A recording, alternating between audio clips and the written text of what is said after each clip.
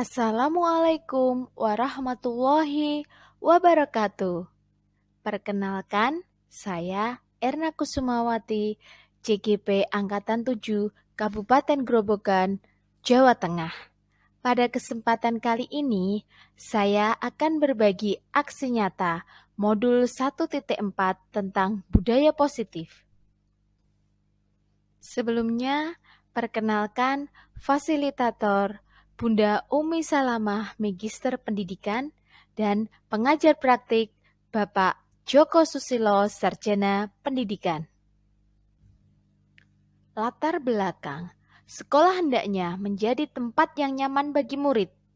Hal ini sejalan dengan filosofi pendidikan Ki Hajar Dewantoro, bahwa tujuan pendidikan yakni menuntun segala kekuatan kodrat yang ada pada anak-anak itu, agar mereka sebagai manusia dan sebagai anggota masyarakat dapat mencapai keselamatan dan kebahagiaan setinggi-tingginya.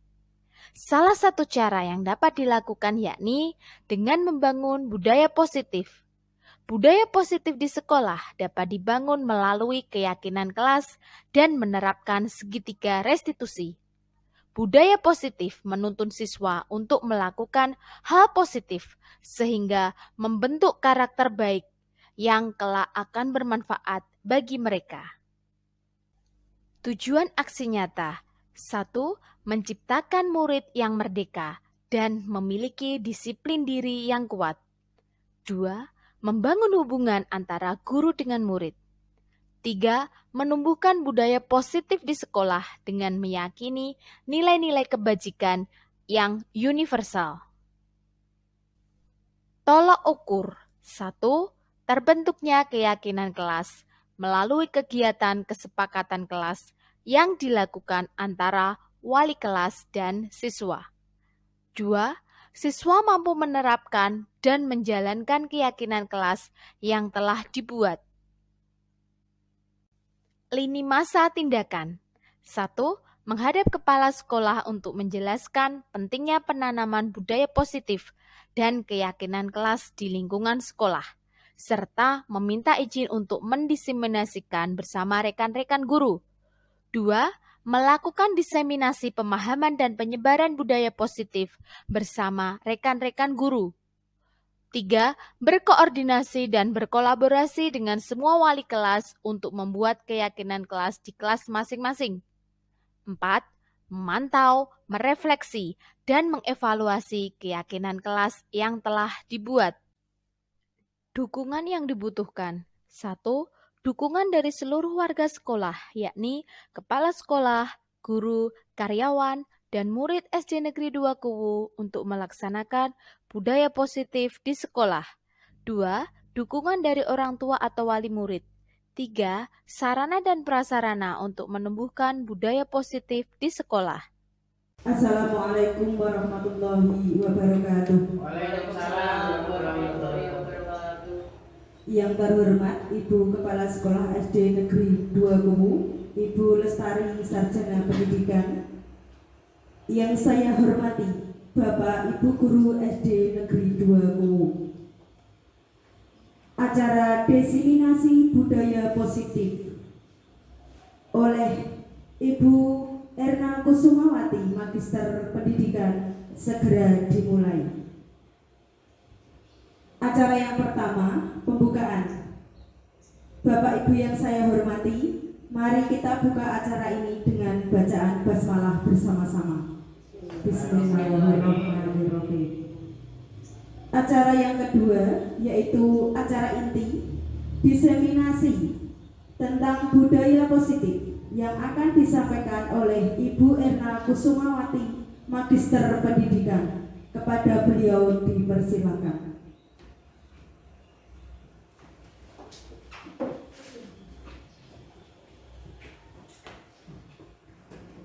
Assalamualaikum warahmatullahi wabarakatuh. Waalaikumsalam warahmatullahi wabarakatuh. Selamat pagi, salam sejahtera bagi kita semua. Terima kasih Bapak Ibu Guru yang hari ini sudah berkenan hadir pada diseminasi yang akan saya sampaikan pada pagi hari ini. Terima kasih. Sebelum kita melanjutkan ke pembahasan tentang diseminasi, coba Bapak Ibu guru biar lebih semangat. Semangat pagi. Pagi, luar biasa. Alhamdulillah. Meskipun sudah mau menjelang siang, kita tetap harus semangat pagi ya. Seperti itu nanti semoga bisa kita tularkan ke anak didik kita. Baik Bapak Ibu, pada kesempatan kali ini saya akan menyampaikan diseminasi budaya positif, yakni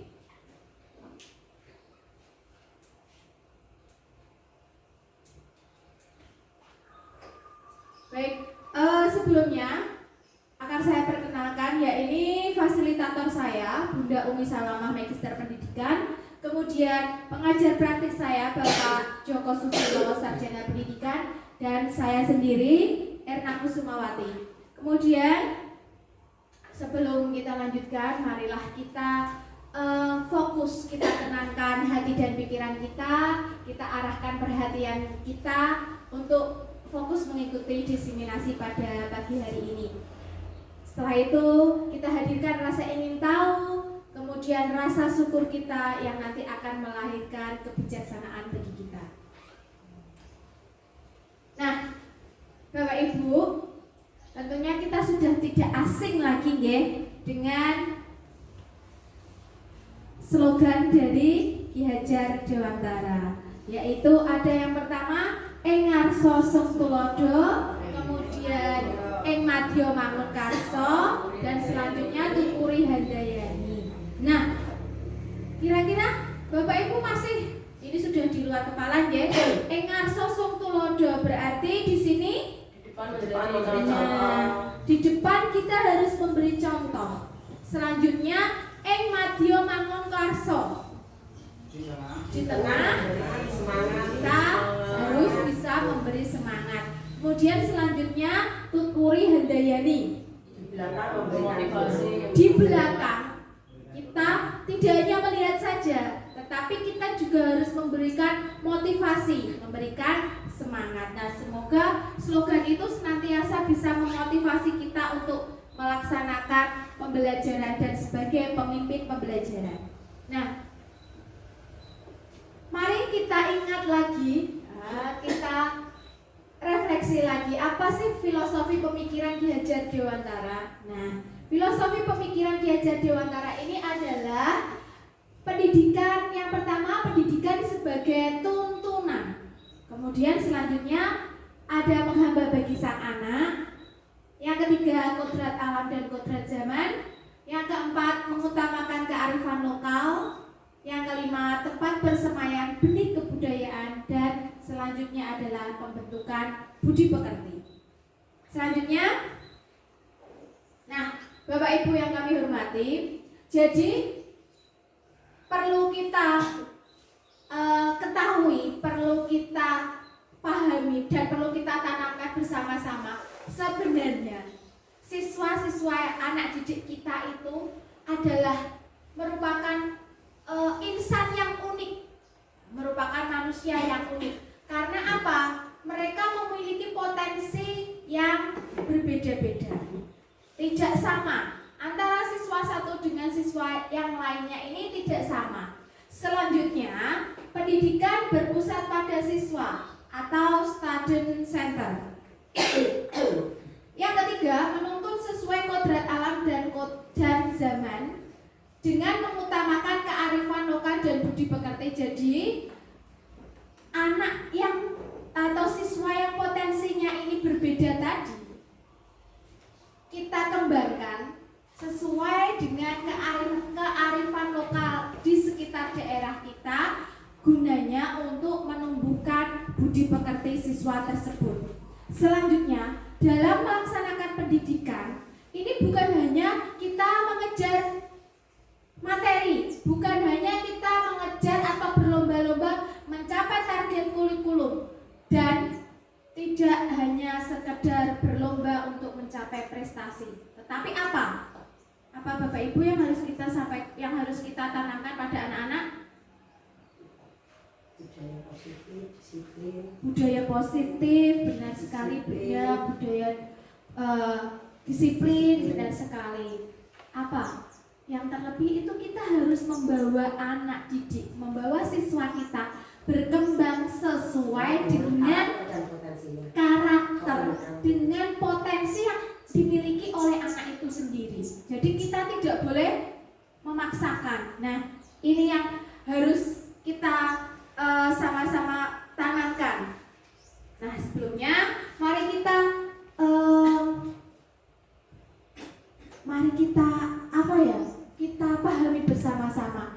Jadi coba Bapak Ibu ini setuju apa tidak? Yang pertama, hukuman dapat mendisiplinkan anak. Bapak Ibu setuju betul?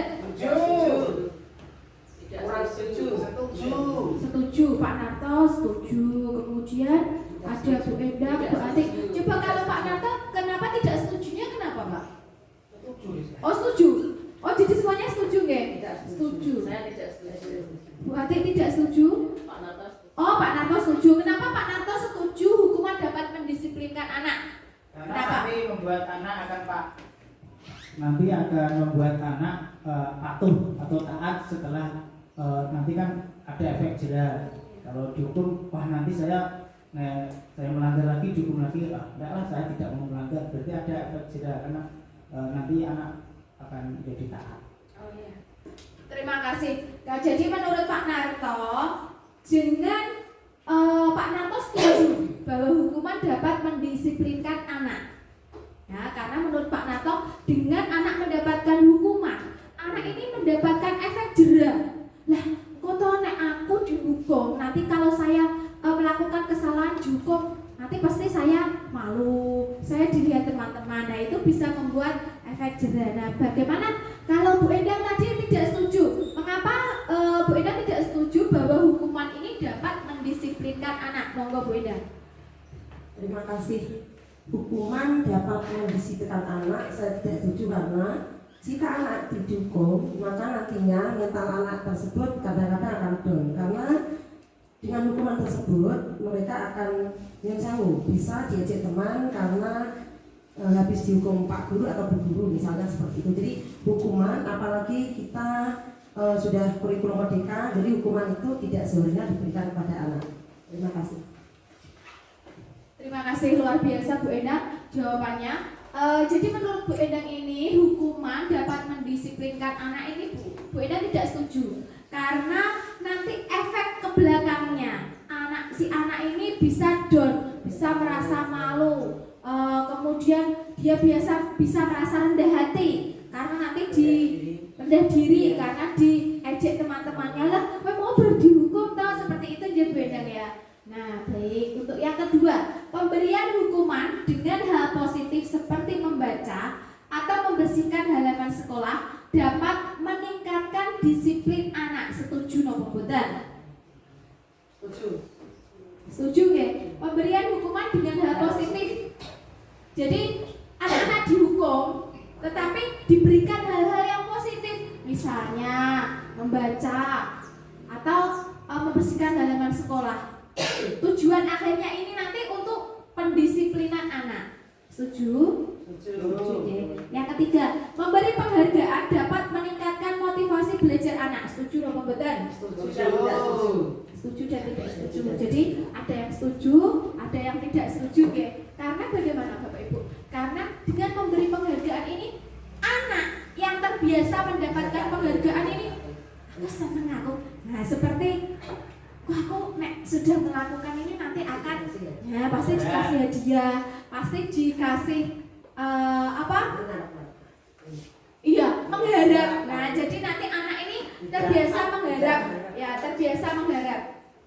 Suatu saat tidak ada penghargaan berarti bagaimana sikapnya akan berubah. Iya betul sekali Bu Ati. Jadi nanti kalau anak tersebut tidak tidak ada penghargaan, nanti anak ya lah dia mau dimasaku, mau tak apa malah jebule tidak. Nah seperti itu nggih. Nah seperti itu betul sekali. Selanjutnya budaya positif. Dalam budaya positif ini kita akan mempelajari ada yang pertama disiplin positif dan nilai-nilai kebajikan universal. Selanjutnya teori motivasi, hukuman dan penghargaan, serta restitusi. Yang ketiga, kita akan belajar tentang keyakinan kelas. Selanjutnya, kita akan belajar tentang kebutuhan dasar manusia dan dunia berkualitas. Kemudian ada 5 posisi kontrol yang harus kita pelajari, dan yang terakhir ada segitiga restitusi. Nah, Bapak Ibu, di sini ada beberapa gambar yang menunjukkan budaya positif yang dilaksanakan atau yang secara rutin yang berjalan dilaksanakan di sekolah kami, yakni tiap pagi Bapak Ibu guru menyambut kehadiran siswa di depan gerbang sebelum memasuki ke halaman sekolah. Nah, tentunya di sini Bapak Ibu menerapkan senyum, salam, dan ya, ada berapa S sih Bapak Ibu? Nah, itu alhamdulillah sudah kita terapkan setiap hari dengan menyapa anak sambil tersenyum. Itu kira-kira bagaimana perasaan anak-anak? Senang. Kan anak-anak itu kadang sukanya itu ya seperti ya dibombong, itu memang suka nih. Kalau kita sudah senyum dengan anak main nesu, maksudnya main nesu, Bapak Ibu guruku guyu. Jadi mereka akan memberikan senyum juga. Dengan harapan apa? Kita memberikan senyum ke anak-anak supaya anak-anak ini dalam satu hari nanti ketika mengikuti pembelajaran, anak-anak juga akan merasa nyaman dan senang. Selanjutnya budaya positif yang sudah berjalan di sekolah kami, yakni setiap hari Senin ini di sekolah kami rutin selalu diadakan upacara setiap hari Senin. Apa tujuannya? Tujuannya apa kira-kira Bapak Ibu? Menumbuhkan rasa nasionalisme dan Betul sekali, menumbuhkan rasa nasionalisme dengan menghargai para pahlawan yang telah gugur mendahului kita, terutama pahlawan pendidikan ya. Kemudian dengan upacara ini anak-anak juga belajar disiplin benar sekali, kepemimpinan juga. Mereka apa? Belajar percaya diri juga. Kemudian selanjutnya disiplin positif, budaya positif yang ada di sekolah kami ini adalah dengan bekerja sama, bergotong royong membersihkan halaman sekolah. Dan ini anak-anak ini tidak ada jadwalnya. Misalnya hari Sabtu atau tidak. Ketika anak-anak merasa kotor, ini sudah anak-anak punya kebiasaan ambil sampahnya, karena di sekolah kita ini juga menerapkan Alisa, ambil 5 sampah setiap harinya. Bahkan mereka ini sudah tidak hanya 5 sampah, kalau tahu sampah tergeletak mereka langsung mengambilnya dan memasukkannya ke tempat sampah. Selanjutnya disiplin positif. Apa sih disiplin positif itu? Nah, disiplin positif ini adalah merupakan pendekatan mendidik yang diberikan kepada anak untuk apa? Untuk melakukan kontrol diri dalam mencapai tujuan yang mulia. Seperti yang disampaikan oleh Ki Hajar Dewantara, bahwa untuk mencapai kemerdekaan ini dalam konteks pendidikan yang saat ini kita terapkan ini, kemudian untuk menciptakan murid atau anak didik yang merdeka, syarat utamanya yang terpenting yakni harus ada disiplin yang kuat. Di sini yang dimaksud disiplin adalah disiplin dari diri. Jadi disiplin dari dirinya sendiri, yang mana disiplin ini nanti bisa memiliki motivasi internal yang memberikan motivasi pada diri sendiri. Nah, Bapak Ibu, kita sebagai pendidik, tujuan kita yakni adalah menciptakan anak-anak yang memiliki disiplin diri, sehingga mereka ini bisa berperilaku, bisa bertingkah laku dengan mengacu pada nilai-nilai kebajikan universal. Dan yang terpenting, mereka ini memiliki motivasi intrinsik. Motivasi intrinsik ini adalah motivasi dalam diri mereka. bukan motivasi ekstrinsik dari pengaruh luar diri mereka. Apa harus motivasi intrinsik saja? Apakah motivasi ekstrinsik itu tidak bisa berpengaruh, Bapak Ibu? Bisa. Motivasi ekstrinsik bisa berpengaruh, tetapi pengaruhnya tidak begitu besar kalau dia tidak menerapkan motivasi di dalam dirinya sendiri, yakni motivasi intrinsik. Jadi intinya setiap anak didik, setiap kita ini harus memiliki, mempunyai serta menanamkan disiplin positif sebagai motivasi intrinsik. Nah, berikut adalah teori kontrol dari Dr. William Glasser dalam kontrol teori. Dr. William Glasser dalam kontrol teori yang kemudian berkembang dan dinamakan sebagai choice theory, meluruskan beberapa miskonsepsi tentang makna kontrol, yakni ada 4. Yang pertama, ilmu guru mengontrol murid. Selanjutnya, ilusi. Yang kedua, ilusi bahwa semua penguatan positif, efektif, dan bermanfaat.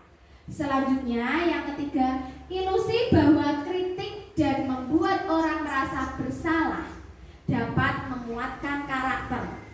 Yang keempat, ilusi bahwa orang dewasa ini memiliki hak untuk memaksa. Nah, dari ilusi teori kontrol atau choice theory yang disampaikan oleh Dr. William Glasser ini, bagaimana menurut Bapak Ibu? Yang pertama, guru mengontrol murid. Selanjutnya, bahwa semua penguatan positif ini akan bermanfaat. Yang ketiga, bahwa kritik ini dan membuat orang merasa bersalah ini akan menguatkan karakter atau menumbuhkan karakter. Yang selanjutnya, bahwa hanya orang dewasa yang mempunyai hak untuk memaksa.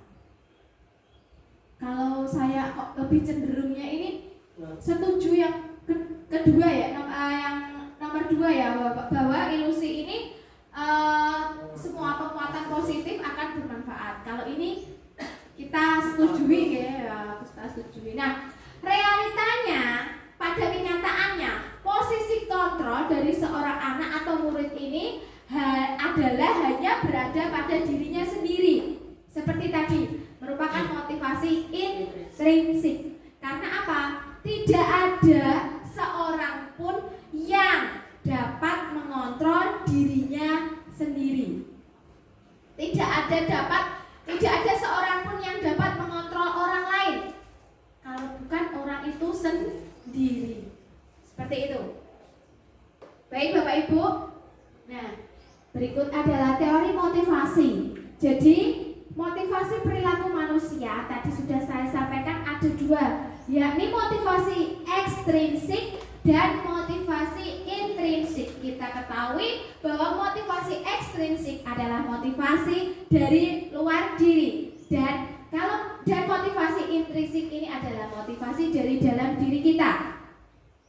Baik, kita akan pelajari dari yang motivasi ekstrinsik. Yang pertama, untuk menghindari ketidaknyamanan atau hukuman. Yang kedua, motivasi ekstrinsiknya untuk mendapatkan imbalan atau penghargaan dari orang lain. Nah, dari motivasi ekstrinsik ini bisa kita ketahui bahwa motivasi ini dilakukan, diterapkan karena apa? Supaya kita tidak mendapatkan hukuman. Seperti itu, nggih? Atau supaya kita mendapatkan penghargaan dari orang lain. Nah, untuk motivasi intrinsiknya ini menjadikan orang ini atau mereka ingin dan menghargai dirinya sendiri dengan nilai-nilai yang mereka percaya. Jadi menurut mereka itu ingin belajar menghargai dirinya. Seperti apa sih nilai-nilai yang saya percayakan pada diri saya? Seperti itu. Selanjutnya, apa hukuman dan penghargaan? Nah, Bapak Ibu, apa sih sebenarnya hukuman dan penghargaan? Samakah atau bedakah antara hukuman dan penghargaan? Ya. Beda deh, hukuman ini beda dengan penghargaan. Nah, hukuman ini biasanya sifatnya tidak terencana.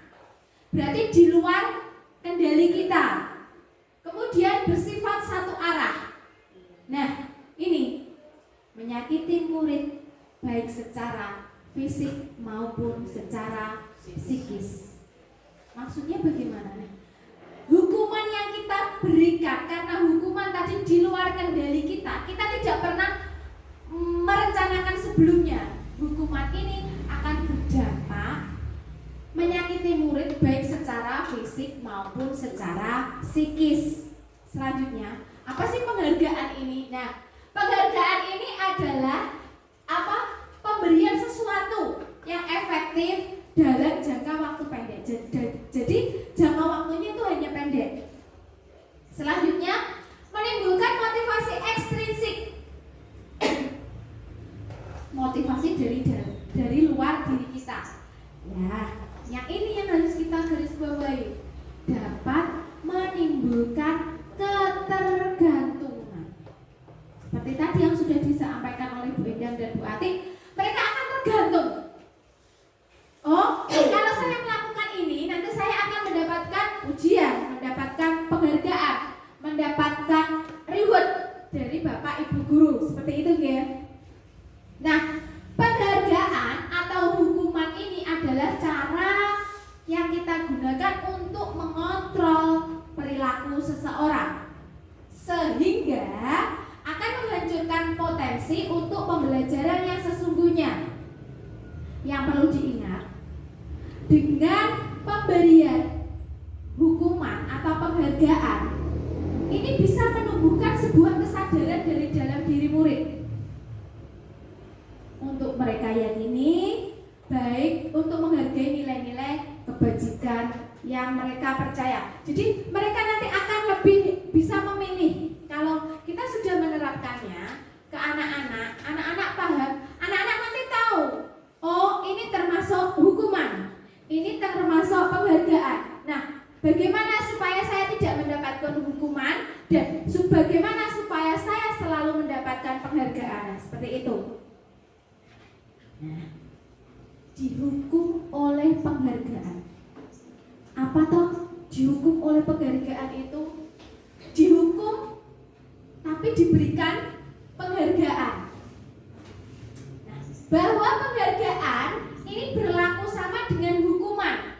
Artinya, kita meminta atau membujuk seseorang untuk melakukan sesuatu guna memenuhi tujuan tertentu dari orang yang meminta atau membujuk. Nah, jadi dengan hukuman, dengan memberikan penghargaan, ini kita memberikan, kita ini meminta atau membujuk seseorang untuk melakukan sesuatu. Nah, dorongan eksternalnya ini ada juga faktor ketergantungannya, seperti yang disampaikan oleh Alvin Kohn tahun 1993. Nah, apa saja sih pengaruhnya dan bagaimana jangka waktunya? Yang pertama, pengaruhnya ini bisa dalam jangka pendek dan jangka panjang. Selanjutnya, penghargaan ini tidak akan efektif. Penghargaan bisa merusak hubungan. Nah, penghargaan ini juga bisa mengurangi ketepatan, menurunkan kualitas, bahkan bisa mematikan kreativitas, serta penghargaan ini bisa menghukum anak didik dan siswa kita. Nah, ini kalau kita tadi sudah belajar bersama dari awal, saya sudah menyampaikan pertanyaan pemantik. Bagaimana Bapak Ibu? Apakah hukuman itu boleh dilakukan? Sekarang tidak boleh. Sekarang tidak boleh. Tadi sebelumnya kita juga sudah membahas tentang apa tadi?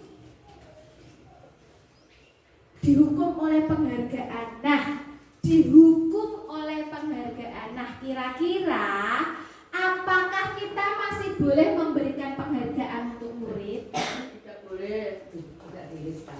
Karena nantinya bisa menghasilkan produk yang gagal itu, Bu. Bagaimana kok bisa menghasilkan produk yang gagal? Dalam arti kata, Karena anak nanti menjadi ketergantungan terus. Jika suatu saat ibu tidak memberikan penghargaan, dia juga akan mudah putus asa mungkin begitu. betul sekali Bu Ati. Jadi, apakah kita masih boleh memberikan penghargaan untuk murid? Dulu kan seperti ini ya. Ayo cah, siapa yang sakit? Enggak tak paling dia.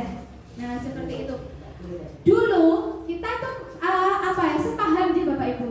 Oh, kok nek diwenehi hadiah, anak itu seperti bersemangat, punya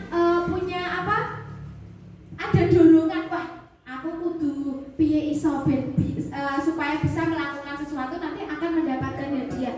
Nah, dalam jangka yang panjang ternyata itu juga dapat merusak anak, karena nanti anak ini akan berpikiran apa? Kalau saya mau melakukan sesuatu, ini ada embel-embelnya. Nanti saya pasti akan mendapat penghargaan, akan mendapat reward dari Bapak Ibu guru. Nah, jadi iya betul sekali Bu Ati. Jadi di sini kita sepakat sepakat bahwa kita sudah tidak boleh lagi memberikan penghargaan untuk murid berupa apapun deh Bu. Nah, di sini bentuk program kebajikan atau apresiasi apa yang dapat kita berikan untuk menghindari tadi hukuman dan penghargaan. Dalam memberikan apresiasi atau pengakuan yang harus diingat yakni yang pertama, beri dukungan secara khusus. Jadi kita memberi dukungan secara khusus kepada siswa, bisa secara pribadi, bisa juga secara klasikal. Kemudian kita memberi pengakuan secara pribadi.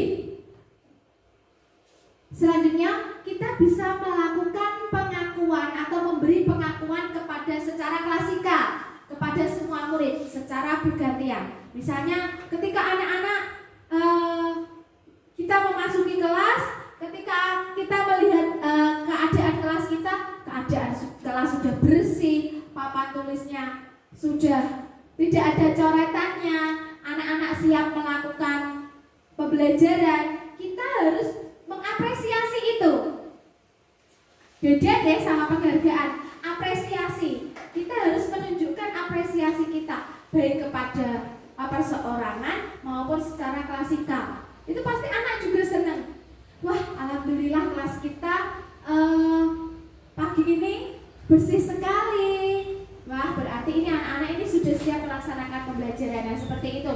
Jadi pengakuannya bisa secara pribadi, bisa secara klasikal. Tetapi apresiasi ini harus kita berikan secara konsisten. Secara konsisten. Misalnya juga ketika kita memberikan sebuah PR atau tugas kepada anak-anak, dan anak-anak itu mengumpulkan semua tugas yang kita berikan atau mengumpulkan PR, mengerjakan PR, kita harus memberikan apresiasi kepada mereka. Nah, tetapi kita tidak boleh melupakan yang namanya kita harus fokus pada proses. Kita harus tahu bagaimana anak-anak bisa sampai ke titik ini. Proses apa yang mereka lalui. Nah, kita tidak boleh mengesampingkan yakni proses yang mereka lakukan. Nah, hukuman atau konsekuensi. Misalnya, anak-anak melakukan kesalahan. Misalnya ada tugas atau anak-anak terlambat datang ke sekolah. Ya, terlambat datang ke sekolah misalnya. Langsung tanpa kita tanya dulu kenapa bisa terlambat, langsung kita oh ya sudah, karena kamu terlambat misalnya. Mas Dana datang terlambat. Kenapa terlambat? Tidak kita tanya seperti itu, kita langsung memberikan hukuman. Baik Mas Dana, silahkan menyalin tulisan di sebuah buku atau di sebuah kertas yang intinya Mas Dana tidak akan terlambat lagi dan disalin sebanyak 100 kali atau 100 kalimat, termasuk hukuman. Yeah. Kemudian ketika siswa melakukan sesuatu kesalahan,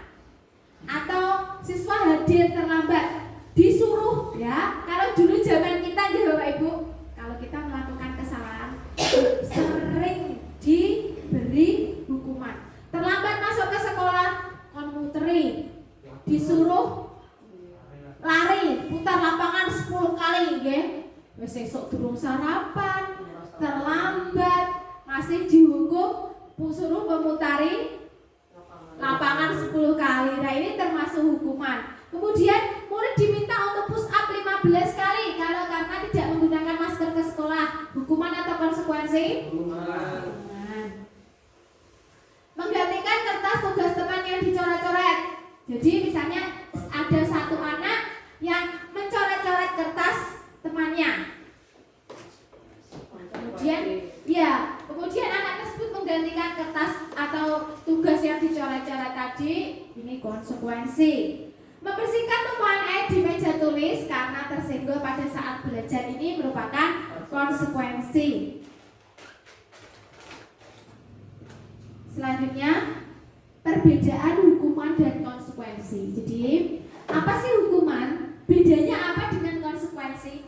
Kalau hukuman ini adalah sesuatu yang menyakitkan, yang harus terjadi. Kalau konsekuensi ini adalah sesuatu yang terjadi.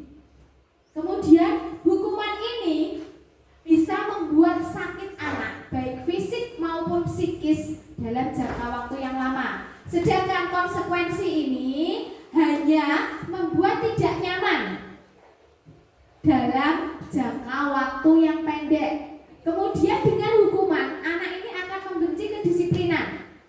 Tetapi dengan konsekuensi, anak bisa menghargai disiplin. Dengan hukuman, anak merasa dipaksa.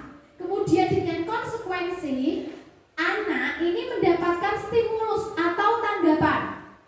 Kemudian dengan hukuman ini, anak akan mendapatkan konsep diri yang buruk. Lah, aku tadi dihukum. Seperti itu, guys. Jadi anak itu lebih sensitif, lebih perasa. Beda dengan konsekuensi. Kalau kita sudah memberikan konsekuensi, ini anak akan menemukan, oh, jadi kalau saya melakukan suatu kesalahan, saya akan berusaha menyelesaikan masalah saya tadi, sehingga nanti suatu saat saya tidak akan melaksanakan kesalahan lagi. Dengan hukuman, anak ini lebih kan anak dihukum, oh, aku gara PR. Biar caranya biar nanti saya tidak dihukum. Sidanya apa? Apa yang mereka lakukan? Misalnya meminjam pekerjaan temannya, dipaksa, temannya ini dipaksa, bahkan diancam.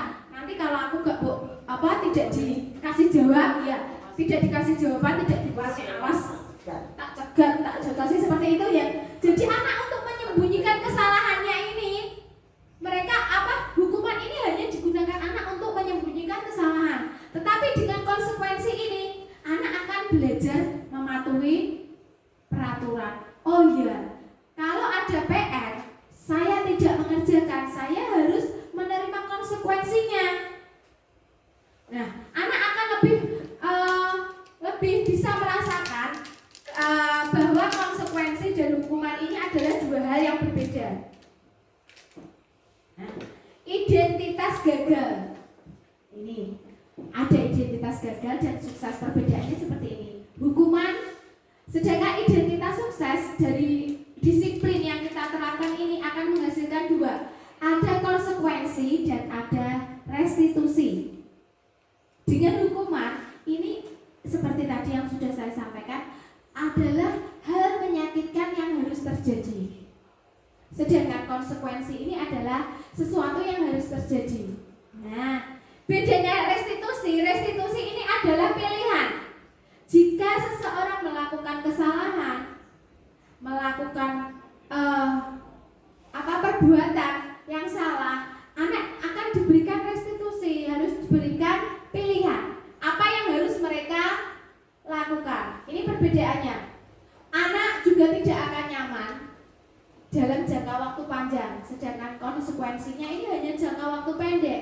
Sedangkan restitusi ini dia akan menguatkan. Bedanya itu dia akan menguatkan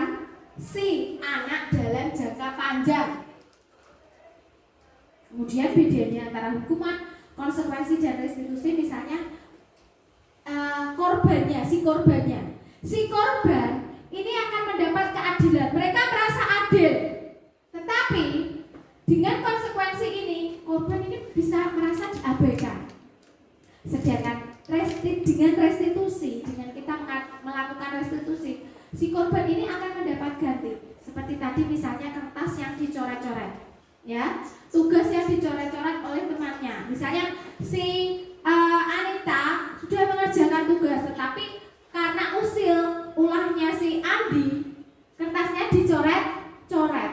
Nah, dengan restitusi, dengan melakukan restitusi, si Anita ini akan mendapatkan kertas tugasnya kembali lagi seperti semula, bersih. Ngoten nggih? Baik, Bapak Ibu. Nah, baik. Apa posisi kita untuk mengontrol baik hukuman, kemudian memberikan penghargaan dan untuk melakukan restitusi? Ini ada 5, yaitu yang pertama sebagai penghukum, kemudian pembuat merasa bersalah, kemudian yang ketiga sebagai teman, yang keempat sebagai pemantau, dan yang kelima sebagai manajer. Posisi kontrol sebagai penghukum, yakni namanya saja penghukum, berarti mereka memberikan hukuman fisik maupun verbal.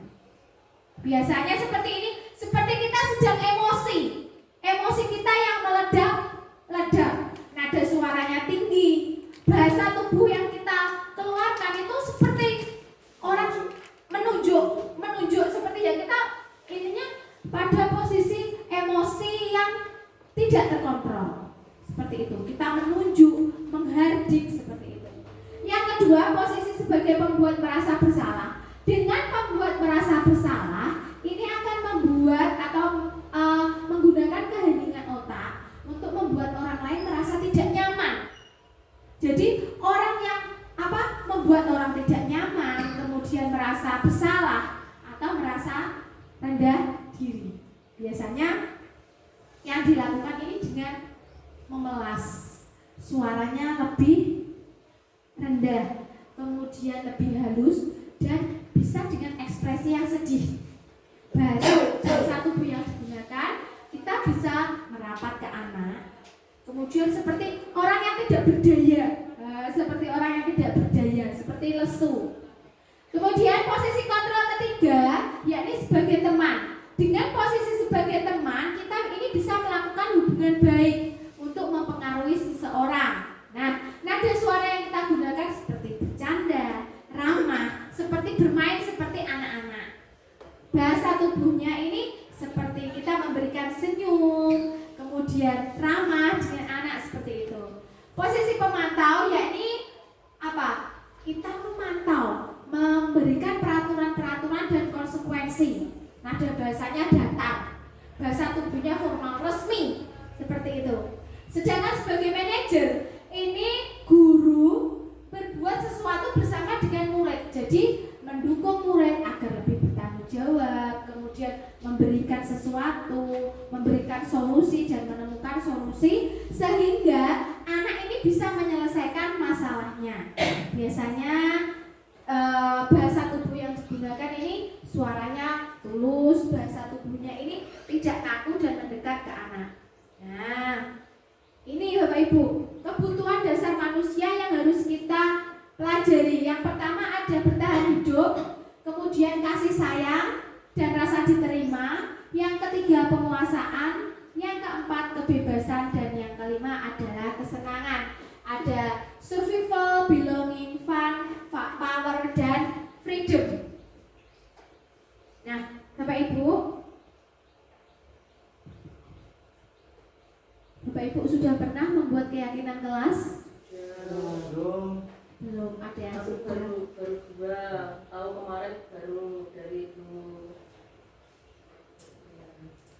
Iya, ada yang sudah, ada yang belum. Nah, keyakinan, iya, iya, nanti bisa kita lengkapi dengan seperti ini ya, dengan sharing, dengan berbagi praktik baik seperti ini. Jadi keyakinan kelas ini adalah nilai-nilai yang secara kebajikan universal universal dan disepakati bersama-sama. Biasanya keyakinan kelas ini bersifat lebih abstrak daripada yang rinci atau konkret. Kemudian keyakinan kelas ini berupa pernyataan universal. Tidak perlu terlalu banyak. Keyakinan kelas ini tidak perlu terlalu banyak.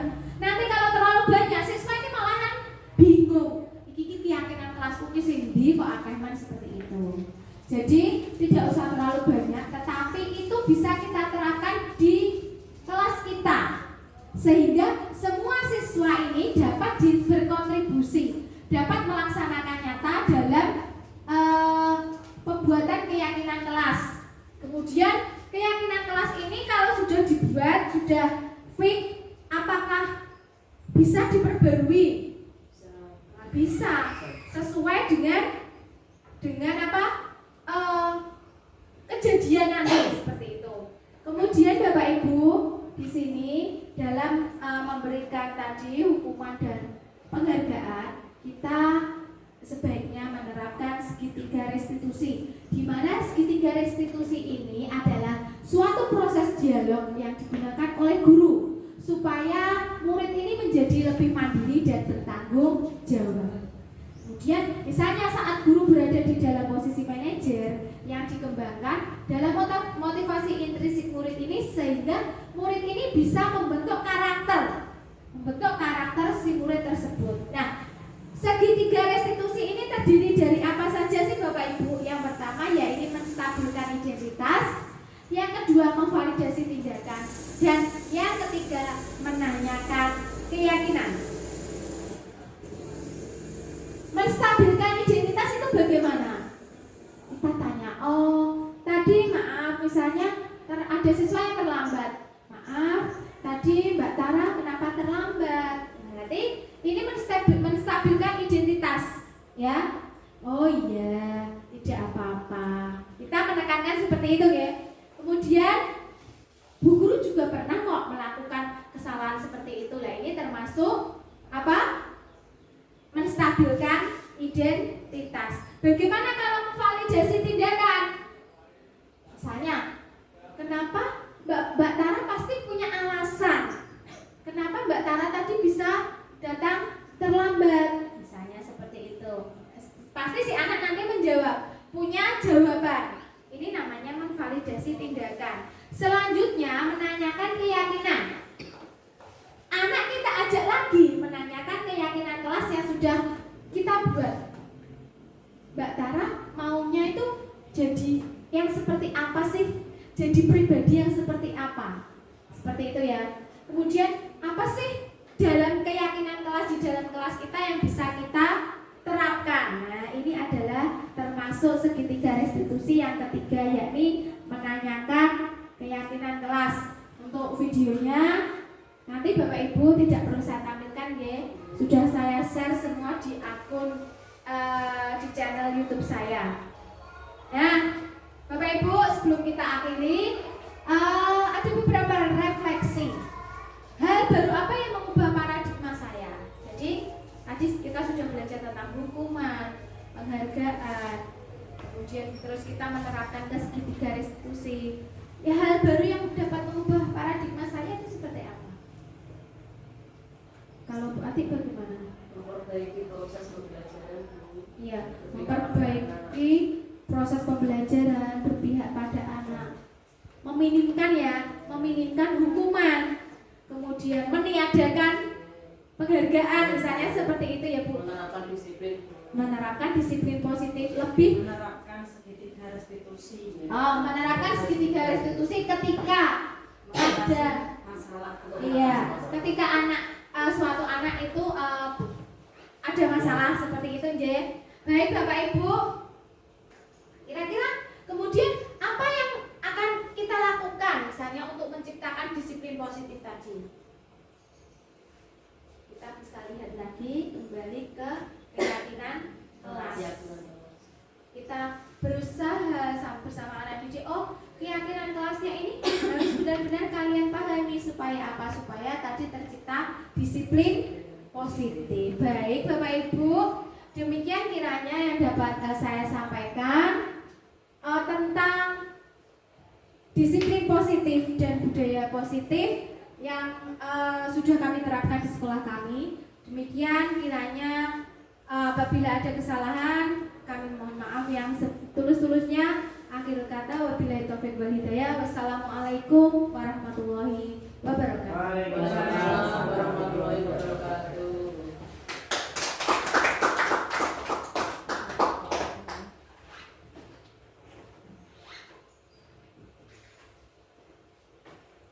Bapak Ibu yang saya hormati, demikianlah tadi penyampaian diseminasi tentang disiplin positif yang telah disampaikan oleh Ibu Erna Kusumawati.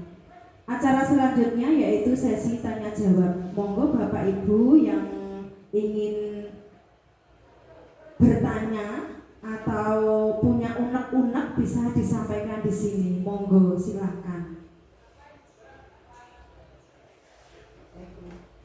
Bu Endang monggo.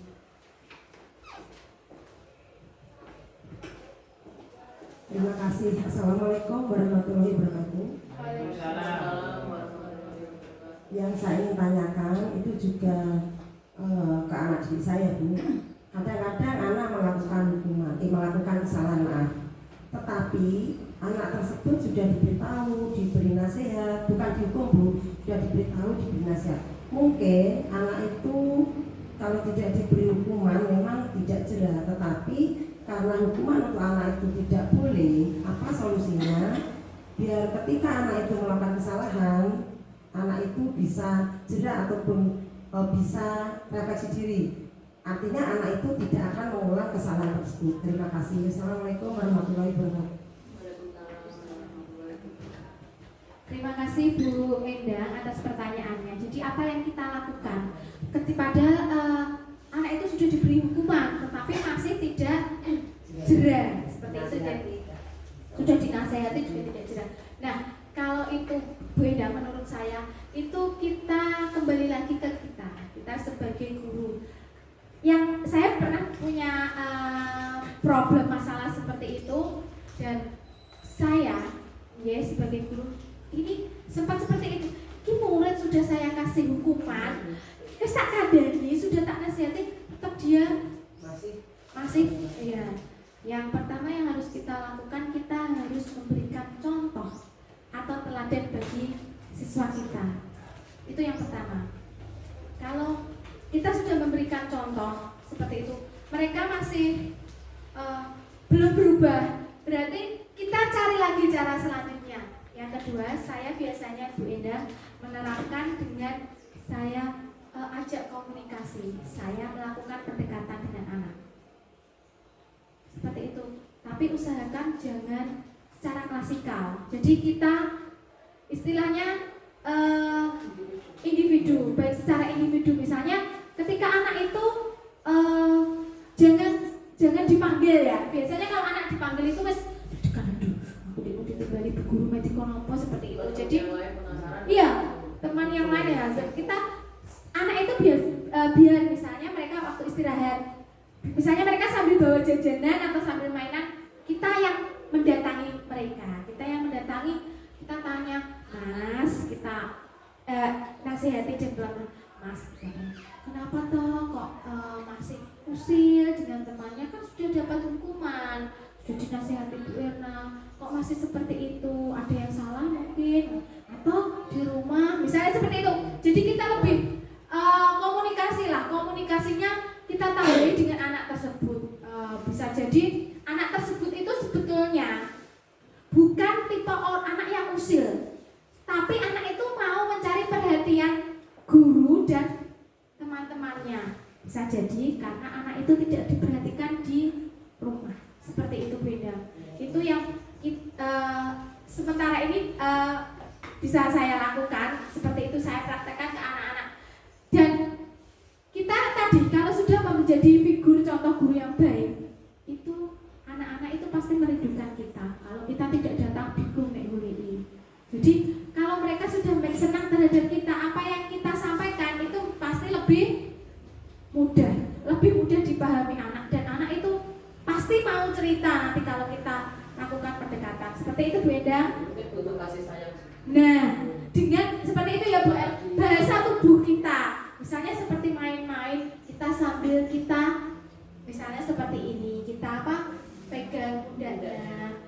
Apa toh mas? Misalnya seperti itu. Memang kalau anak laki-laki dengan anak perempuan itu beda Bu. Kalau anak perempuan itu kita ajak ngomong, kita ajak bicara, kita lihat tatapan matanya saja anak itu sudah. Tapi kalau anak laki-laki harus disentuh, harus dengan bahasa verbal, harus bahasa lain dengan bahasa verbal, harus dengan dipegang mungkin tangannya, pundaknya seperti itu. Terima kasih Bu Eda.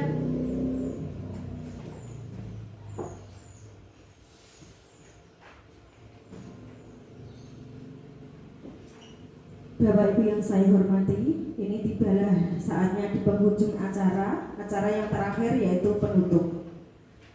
Acara diseminasi budaya positif telah dilaksanakan dengan lancar. Mari kita tutup acara ini dengan bacaan hamdalah bersama-sama. Alhamdulillahirabbil alamin. Bapak Ibu yang saya hormati, demikian tadi acara demi acara telah selesai. Terima kasih atas perhatiannya. Mohon maaf atas segala kesalahan. Wabillahi taufik wal hidayah. Wassalamualaikum warahmatullahi wabarakatuh. Sekolah. Demikianlah diseminasi, penyebaran, dan pemahaman budaya positif serta aksi nyata modul 1.4 tentang budaya positif yang dapat saya sampaikan. Terima kasih. Wassalamualaikum warahmatullahi wabarakatuh.